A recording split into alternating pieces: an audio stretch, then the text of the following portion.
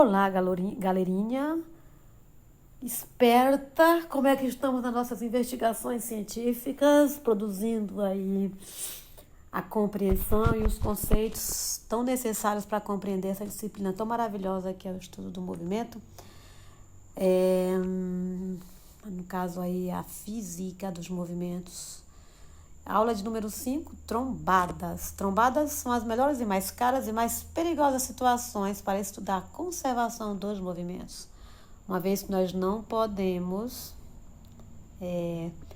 observar ou pegar dois carros de reais, né? Vamos fazer umas simulações aqui, através desse texto e usando a imaginação. O que fazer? Usando duas miniaturas de carro, você pode simular situações que ilustram a conservação da quantidade do movimento. Com isso, poderá entender também como se dá a conservação em casos dos quais os corpos estão em movimento em sentidos contrários. Procure dois carros iguais, bem parecidos em tamanho, forma e peso, e que possuem rodas bem livres. Arranje uma pista para o seu racha, que pode ser uma mesa bem lisa e horizontal. Duas miniaturas de automóvel metal, mãos firmes e alguém para ajudar. Vamos lá? Primeiro tipo de batida, faça um carrinho bater do outro parado, ou seja, batida na traseira, onde eu tenho um em repouso. O que acontece com o carrinho da frente? O que acontece com o carrinho de trás? A velocidade do carrinho da frente é igual ao carrinho que bate nele? 2. Faça-os bater de frente, ambos com a mesma velocidade. O que acontece com o carrinho após a batida? A velocidade dos dois carrinhos é igual após a colisão? Então, nesse caso aqui, nós vamos ter dois carros que vão bater, tá? Eu não sei se dá para vocês perceberem, mas esses carros vão bater de frente. Faça-os bater de frente, ambos com a mesma velocidade. Já aqui embaixo, olha, faça-os bater de frente, um deles com velocidade bem superior à outra. Observe que do lado nós temos perguntinhas, né? No caso, o que acontece ao carrinho mais veloz após bater? E como o carrinho mais lento e com o carrinho mais lento, o que vai acontecer? Então a gente pode observar algo muito interessante. Vamos analisar. Nessa primeira batida aqui, onde um está em repouso, nós vamos observar que o que está em repouso vai receber o movimento desse que está em movimento. E o que vai acontecer? Quem está em repouso passa a ter uma certa quantidade de movimento e o que está em movimento reduz o seu movimento, logicamente porque transferiu. 2. Faça-os bater frente a frente. Então, a mesma velocidade do que vai da esquerda para a direita, vem o da direita para a esquerda. Então, o que vai acontecer é que vai haver uma inversão desse movimento. O que vai para a esquerda volta para a direita, o que vai para a direita vai para a esquerda. E que, apesar desse movimento vai diminuir, não vai ser mais o mesmo, mas vamos ter vai ser igual a volta dele, né? Quando eles estiverem regressando. Eles estão indo na mesma direção, em sentidos opostos. Então, eles vão inverter esse sentido. Aliás, essa direção. Não é a direção, porque a direção é a horizontal, né? Eles vão inverter só o sentido.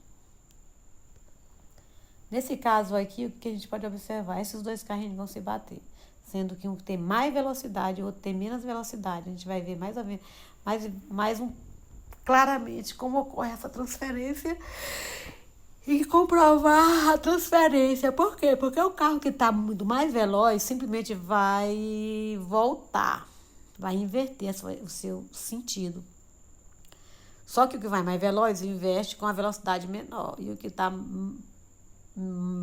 mais veloz investe e fica menor. E o que está menos veloz adquire maior velocidade e investe com maior velocidade. Então, é só refletir a respeito do que acontece em cada circunstância dessa e veja se você consegue se convencer que isso realmente é um fato. Se você conseguir comprovar isso e acreditar nesses fatos, você está aprendendo física. Parabéns. Batidas traseiras. Você deve ter notado que quando tudo ocorre bem, o carrinho de trás perde algum movimento e o da frente ganha movimento ou algo assim. Batidas frontal. Não é fácil, mas quando eles batem bem de frente e a mesma velocidade, tende a voltar para trás com velocidades menores mais iguais. Batida frontal. Se você conseguiu fazer essa batida direitinho, deve ter notado que é carro que quantia mais volta mais devagar ou para logo em seguida. E o carro que corria menos volta mais depressa. A gente pode observar aqui, ó, este exemplo é idêntico ao que vimos antes, com o chute do Garfield. Suponha que a quantidade de movimento inicial do carrinho de trás seja igual a 100 movimentos. Se após a batida o carrinho de trás ficasse com quantidade de movimento igual a 40, quanto seria a quantidade do carrinho da frente? Observe a conta do quadro negro. Antes, carro A, 100. Carro B, 0. Total, 100. Depois, carro A, 40. Carro B, X, 100. Então, se nós fizermos aí o que acontece, 40 mais X igual a 100, e isolarmos X, a incógnita, nós vamos ter aí X valendo 60. Você comprove isso matematicamente, tá? Se ambos avançam com 100, o total é 200, certo? E se cada um volta com 60, o total é 120, certo? Então, não há conservação, certo? É errado. Aqui estamos com movimentos opostos, que são representados por números opostos. Isso mesmo, negativo e positivo. Veja na lousa como a conservação acontece. Antes, 100 mais menos 100, 0. Depois, menos 60 mais 60, 0. Números e movimentos opostos se anulam.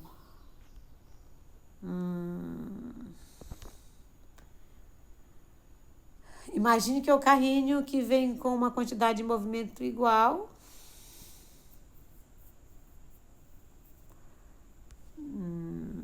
Vamos analisar aqui.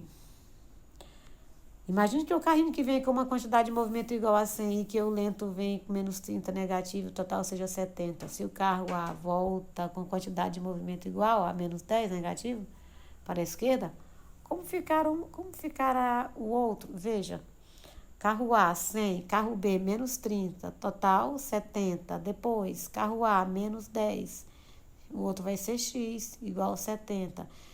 Se menos 10 mais x é igual a 70, então x é igual a 70 mais 10, ou seja, x vai ser de 80.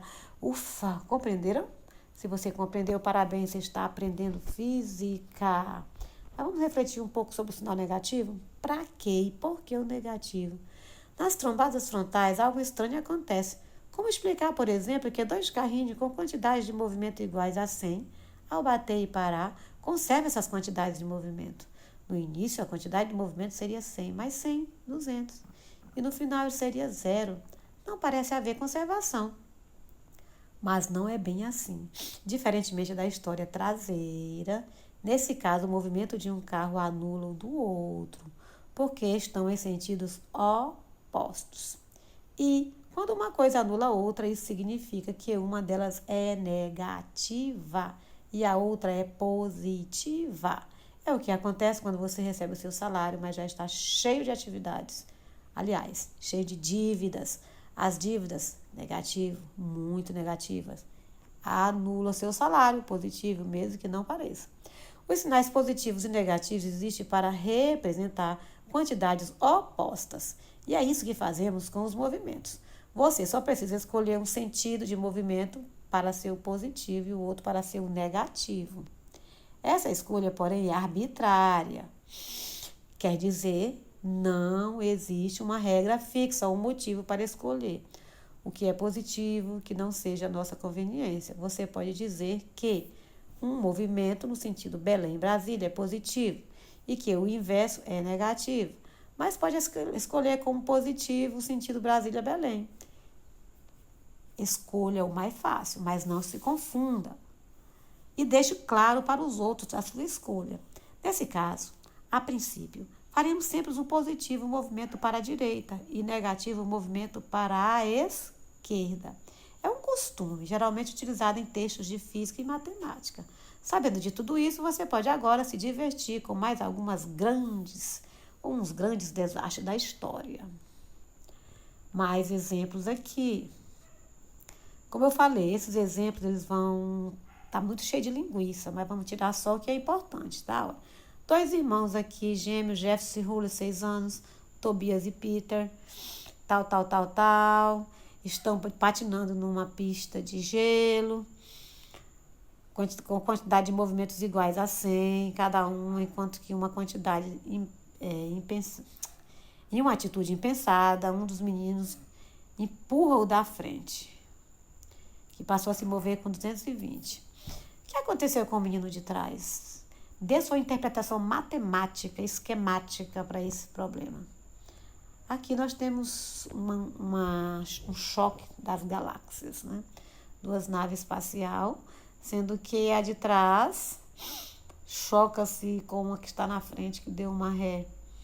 E os movimentos dizem que nesse episódio narrado aqui, houve um acidente grave, uma nave que estava dando um ré, com uma quantidade de movimento de 250 mega-unidades, foi atingida por uma outra que vinha em sentido oposto, de 500 mega-unidades, um positivo e outro negativo. A nave que estava indo para trás passou a ir para a frente com 300 mega-unidades de quantidade de movimento.